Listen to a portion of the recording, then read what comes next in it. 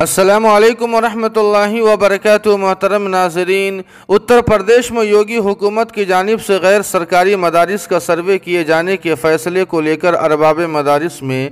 سخت تشویش اور فکر مندی دیکھنے کو مل رہی ہے۔ اسی کو لے کر دارالعلوم دیوبند نے ذمہ داران مدارس کا ایک اہم اجلاس بلایا ہے، جس کی تاریخ 24 ستمبر متعین کی گئی تھی، لیکن اب اس تاریخ میں ترمیم کرنے کا فیصلہ لیا گیا ہے، جس پر حتمی فیصلہ ہفتے کے دن مجلس تعلیمی کی میٹنگ میں لیا جائے گا۔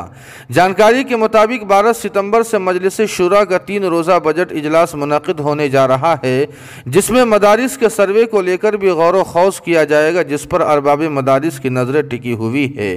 آپ کو بتلا دیں کہ اس سلسلے میں حال ہی میں جمعیت علماء ہند کے تحت ایک اہم اجلاس کا انعقاد دہلی میں ہوا تھا، جہاں پر ہزاروں علماء کرام نے غور و خوض کرنے کے بعد ایک 12 رکنی کمیٹی تشکیل دی تھی، جو ارباب مدارس کے ساتھ گفت و شنید کرنے کے علاوہ سرکار سے بھی اس مسئلے پر بات چیت کرے گی۔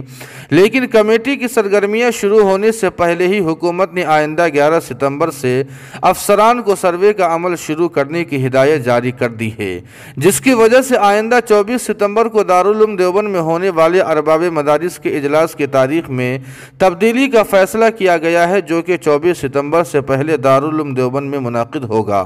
جانکاری کے مطابق اس سلسلے میں دارالعلوم دیوبند کے محتمم حضرت مولانا مفتی ابوالقاسم نعمانی صاحب نے بتایا ہے کہ مدارس کے سروے کرائے جانے کے فیصلے کے متعلق دارالعلوم دیوبند کی جانب سے منعقد ہونے والے ارباب مدارس کے اجلاس کو اب 24 ستمبر سے پہلے منعقد کیے جانے کا فیصلہ کیا گیا ہے۔ انہوں نے بتایا ہے کہ ابھی اجلاس کے سلسلے میں نئی تاریخ متعین نہیں کی گئی ہے، البتہ ہفتے کی شام کو دارالعلوم دیوبند میں منعقد ہونے والی مجلس تعلیمی کی میٹنگ میں نئی تاریخ کا فیصلہ کیا جائے گا، جس پر اہل مدارس اور ملت اسلامیہ کی نظریں ٹکی ہوئی ہے۔